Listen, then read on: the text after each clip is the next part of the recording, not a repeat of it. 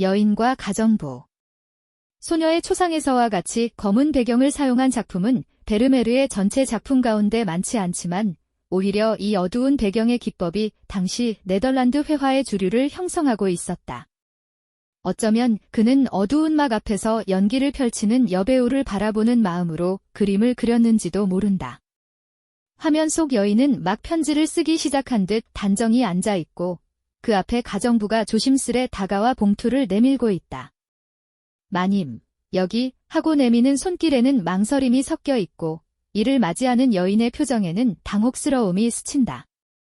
작은 움직임과 눈빛 속에 스며있는 긴장은 사소한 일상마저도 한편의 연극처럼 느껴지게 만든다. 베르메르는 이 순간을 강렬한 빛과 어둠의 대비로 더욱 선명히 부각시켰다.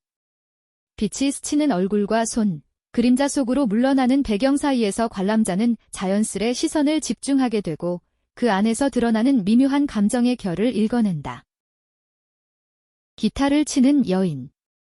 베르메르의 회화는 결코 무겁거나 장엄한 서사를 담고 있지 않다. 그의 시선은 언제나 평범한 일상 속 조용히 숨쉬는 공간에 머문다. 그곳에는 한가롭게 앉아 기타를 연주하는 여인이 있고 그녀의 주위에는 특별한 사건이 아닌 평범한 공기가 감돌 뿐이다. 그러나 바로 이 평범함 속에서 베르메르의 예술은 빛난다.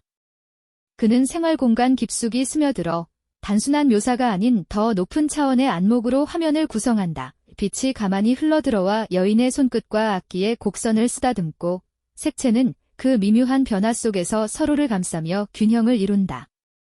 그 조화로움은 단순한 시각의 즐거움을 넘어 보는 이로 하여금 고요한 사색 속으로 이끌어간다. 중요한 것은 무엇을 그렸느냐가 아니라 그 안의 숨결을 얼마나 깊이 포착했느냐에 있다. 이 관점에서 본다면 평범함이라는 말은 결코 단조로움을 뜻하지 않는다. 이 작품은 평범함 속에서 완전함을 이루어낸 담백하면서도 정제된 아름다움의 표본이라 할 수 있다. 연문. 앞쪽의 어두컴컴한 방 안을 지나 시선을 멀리 던지면 저편 깊숙한 공간이 마치 무대처럼 환히 드러난다. 베르메르는 강렬하고 선명한 빛을 그곳에 집중시켜 마치 관람자가 비밀스러운 장면을 몰래 엿보는 듯한 긴장감을 만들어낸다. 그림의 의도는 단순히 공간의 깊이를 보여주는데 그치지 않는다. 깊숙한 곳에서 펼쳐지는 장면이 더욱 은밀하고 신비롭게 다가오도록 연출하고 있는 것이다. 눈치 빠른 가정부가 갓 도착한 편지를 슬며시 내미는 순간 그 작은 동작은 화면 전체를 이끄는 서사의 단초가 된다. 머리를 돌려 흘끗 바라보는 여주인의 커다란 눈매에는 놀람과 망설임, 약간의 두려움까지 섞여 있어 보는 이의 마음을 사로잡는다.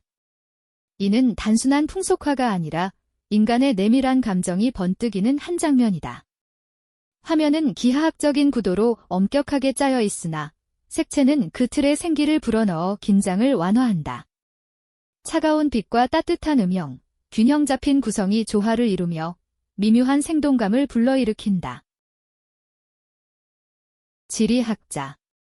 베르메르는 사색에 잠긴 인간을 주제로 단 두 점의 작품을 남겼다. 하나는 지리학자이며 다른 하나는 천체 앞에 앉아있는 천문학자이다. 이 그림 속 지리학자는 펼쳐진 지도 위에 몸을 굽히고 손에는 컴퍼스를 쥔 채 왼쪽 팔로 몸을 지탱하고 있다.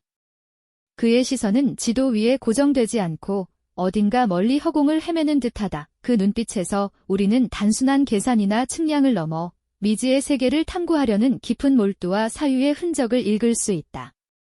방 안에는 빛이 고요히 스며들어 그의 옆모습을 환히 드러내고 그 빛은 마치 인간의 사색을 밝히는 상징처럼 보인다. 화면 저편 벽 오른쪽 위에는 서명과 1669라는 연대가 뚜렷하게 보이지만 이는 나중에 덧붙여진 것으로 여겨진다.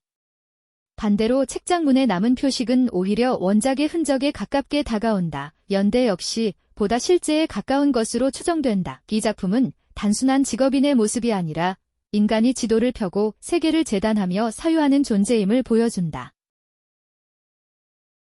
신앙의 알레고리. 한 여인이 발밑에 지구를 딛고 서 있다.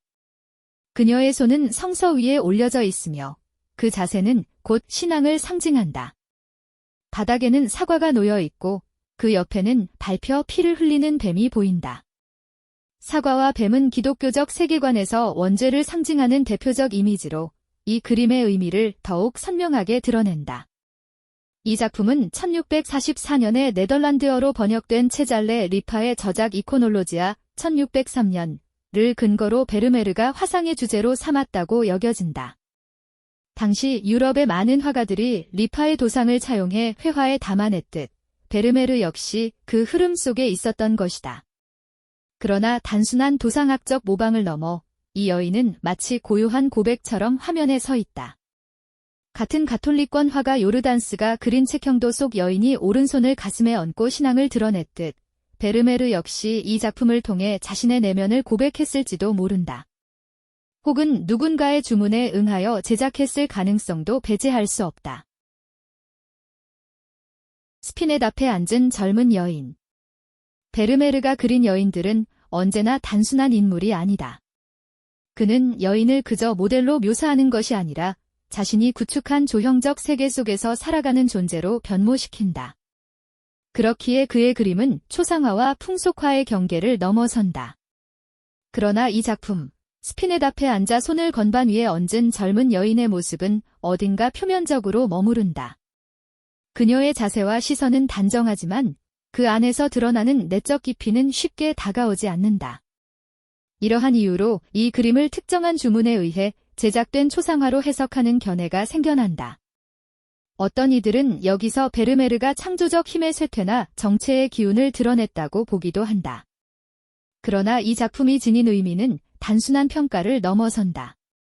비록 인물의 심리적 밀도는 옅어 보일지라도 화면 자체가 지닌 세련된 구도와 맑고 고운 색채, 그리고 정제된 빛의 사용은 여전히 베르메르 특유의 정갈한 아름다움을 증명한다.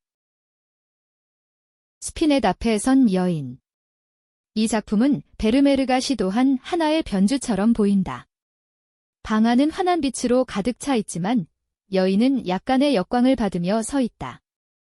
풍성하게 흘러내린 의상의 주름은 깊은 그늘을 만들고 그 그림자가 얼굴에 드리워져 여인의 인상이 다소 침울하게 느껴진다. 그러나 바로 이 음영이 오히려 그녀의 품위와 정숙한 기품을 강조하는 장치로 작용한다. 빛은 단순히 공간을 밝히는 요소가 아니라 인물의 내적 성격을 드러내는 매개로 기능한다. 여인이 스피넷에 손을 얹은 자세는 실제로 연주를 시작하려는 동작이라기보다는 초상화를 위한 구도에 불과하다. 이 점에서 그녀의 모습은 앞서의 스피넷 앞에 앉은 젊은 여인과 나란히 비교된다. 두 작품 모두 음악이라는 주제를 빌려왔지만 본질적으로는 연주의 순간을 포착한 것이 아니라 인물을 화면에 단단히 고정시키기 위한 장치로 활용한 것이다. 그럼에도 불구하고 화면은 단조롭지 않다. 여인의 단정한 태도는 작품에 긴장과 품격을 부여한다.